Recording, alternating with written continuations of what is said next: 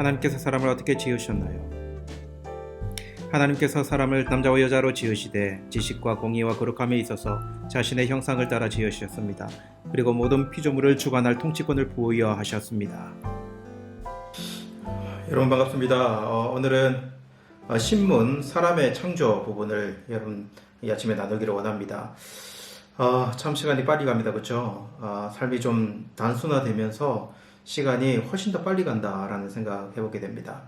벌써 이렇게 검열이 되었는데요. 오늘은 하나님의 창조 부분 중에서 특별한 창조 부분을 좀 나누기를 원합니다. 어떤 창조일까요, 여러분? 바로 저와 여러분의 창조, 인간에 대한 창조 부분입니다. 여러분, 인간의 창조가 특별합니까? 특별하지 않습니까? 특별하죠, 그렇죠? 그래서 하나님께서는 일반적인 이 세상의 창조를 기록한 이후에 창세기 2장에 보면은 인간 창조에 대해서 특별히 더 심혈을 기울여 인간 창조에 대해 기록하고 있는 모습을 보게 돼요. 그래서 참 하나님도 인간의 창조 부분은 참 특별하게 다루고 계신다라고 하는 것이죠. 그럼 여러분 무엇이 특별할까요? 인간의 전반적인 부분을 세세하게 다룰 수는 없고 오늘 큰 주제 두 가지만 좀 나눠서 생각해 봤으면 좋겠습니다. 이렇게 구분해서 생각해 봤으면 좋겠어요. 어떠한 모습을 가졌는가, 인간이요.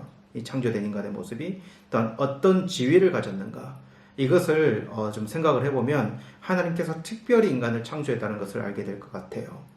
먼저 우리가 주의 깊게 생각해야 하는 것은 바로 이 인간이 가지고 있는 이 모습 가운데 하나님의 형상이라고 하는 이 단어 부분을 우리는 생각해 봐야 합니다. 하나님의 형상 많이 들어보긴 했는데요, 여러분. 도대체 하나님의 형상이라는 것이 무엇일까? 우리는 이렇게 생각해 볼 수 있어요. 저는 여러분 하나님의 형상 이렇게 이야기한다면 먼저 인격이라고 하는 이 단어를 먼저 생각해야 된다는 생각이 듭니다. 여러분, 인격은 보통 지성, 감성, 의지, 이것을 인격의 3요소라고 이렇게 이야기하지 않습니까? 그렇죠? 그러니까 우리도 하나님이 가지고 계신 그러한 인격적인 요소를 인간이 가지고 있다. 하나님께서 그런 인격적인 요소를 인간에게 창조할 때 부여해 주셨다라고 하는 것이에요. 그래서 이 인격적인 요소에서 인간에게 부여한 자유의지라고 하는 것이 나오고, 그래서 인격적인 요소와 자유의지를 가지고 하나님과 교제하며 살아갈 수 있는 특별한 피조물이, 특별한 창조물이 되게 해주셨다라고 하는 것이에요. 여러분, 예를 들면 뭐가 있을까요? 하나님께서 우리를 비인격적, 기계적, 본능적으로 만들지 않았습니다. 그렇죠? 그러니까 동물들은 여러분 어떤 그 욕구가 생기면 그 욕구대로만 행동하지 않습니까? 그렇죠? 이것을 우리는 본능이라고 이야기할 수 있어요. 그런데 인간은 그렇지가 않다는 거죠.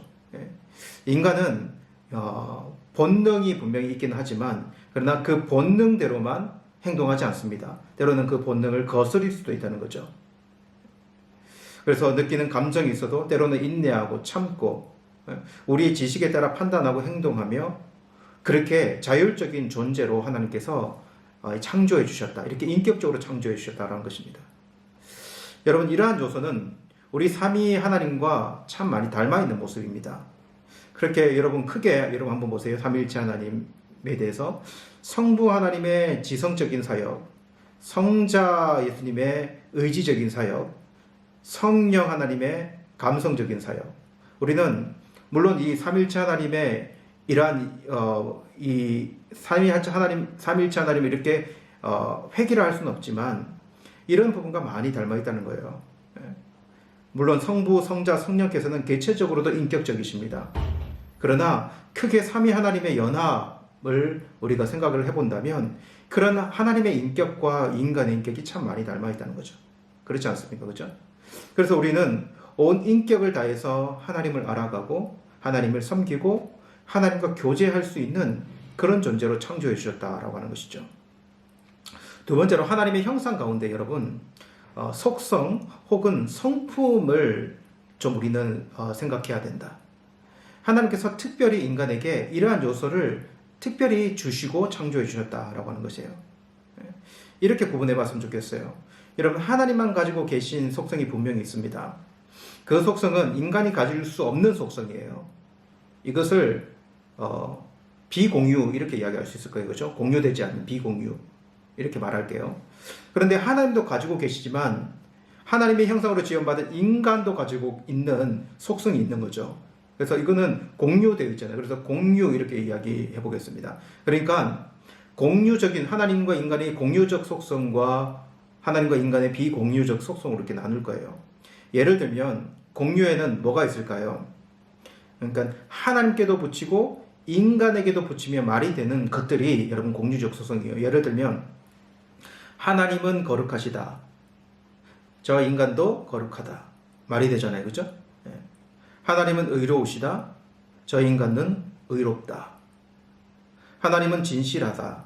저 인간은 진실하다. 하나님은 선하다. 인간은 선하다. 하나님은 사랑이시다. 인간도 사랑이 있다. 하나님은 긍휼하시고 자비로우시다. 인간도 저 사람 참 긍휼이 있고 자비로워. 하나님은 은혜로우시다. 저 사람 참 은혜롭네. 하나님은 오래 참으신다. 저 사람 참 인내심이 강해. 오래 참을 수 있어. 여러분 이것들은 하나님도 가지고 계시고 인간도 가지고 계신 그런 속성들이에요. 그렇죠? 근데 이 말들을 한번 들어보세요.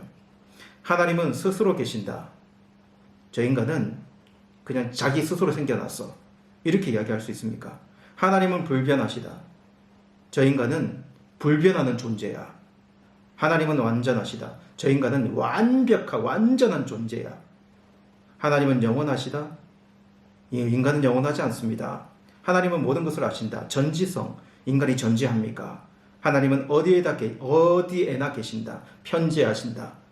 근데 여러분 인간은 어디든지 한꺼번에 계실 수 있습니까? 있을 수 있습니까? 그럴 수 없다는 거죠. 하나님의 형상에는 이러한 하나님과 공유된 속성이 인간에게 분명히 들어있게 되는 거죠.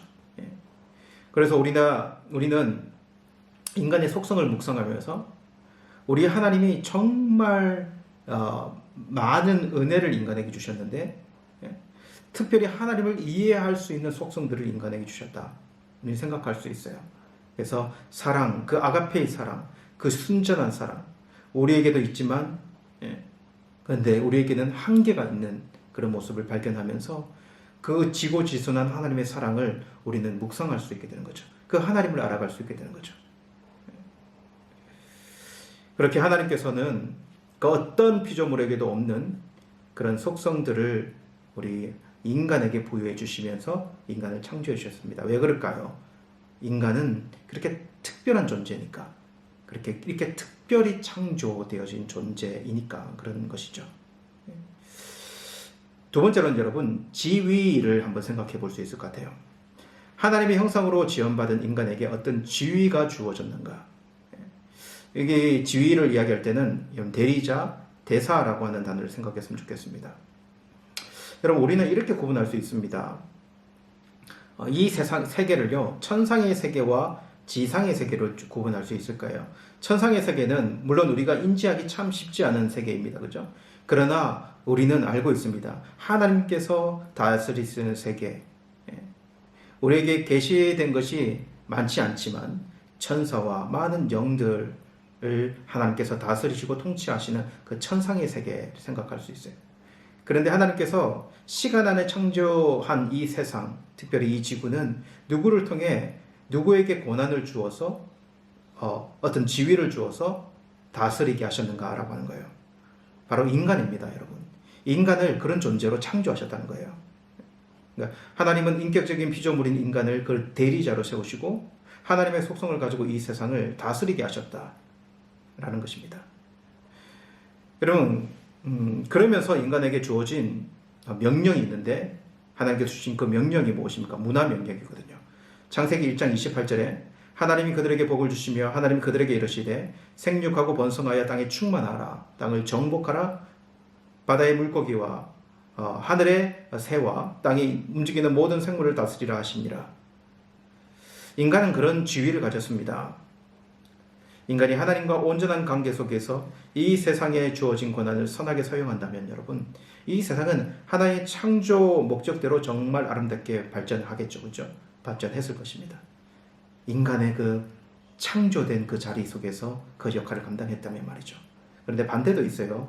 인간이 그러한 창조 지위를 오용했다면, 벗어난다면, 여러분 자신이 대리자라는 사실을 잊은 채 하나님처럼 이 세상에서 아주 이기적으로 마음대로 그런 권한을 행사한다면 세상은 어떻게 될까요?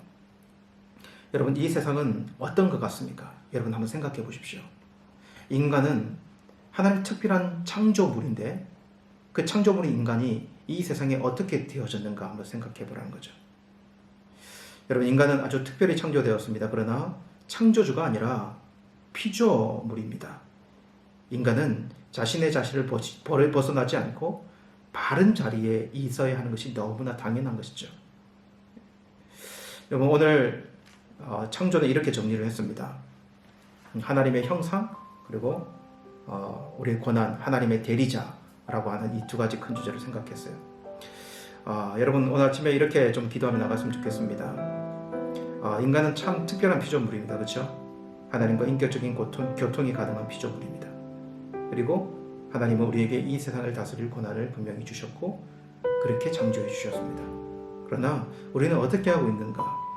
먼저 우리가 어떤 피조물인지를 잘 잊고 살아간다. 우리에게 주어진 권한을 그래서 오용한다. 그리고 하나님의 아름다운 세상을 오히려 오염시키고 망치고 있는 것은 아닌가 생각해 볼 필요가 있어요.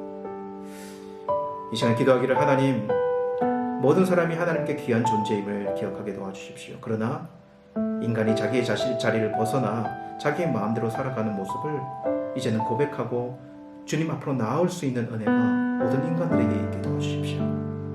하나님의 창조 원리로 돌아와서 우리의 고난을 새롭게 되찾고 그렇게 이 세상 속에서 하나님의 다스림을 받는 또 하나의 인격적인 존재로 이 세상의 문화 명령들을 잘 행하며 살아갈 수 있는 그런 자들이 되게 달라고 우리가 그런 자리에 서 있는 자들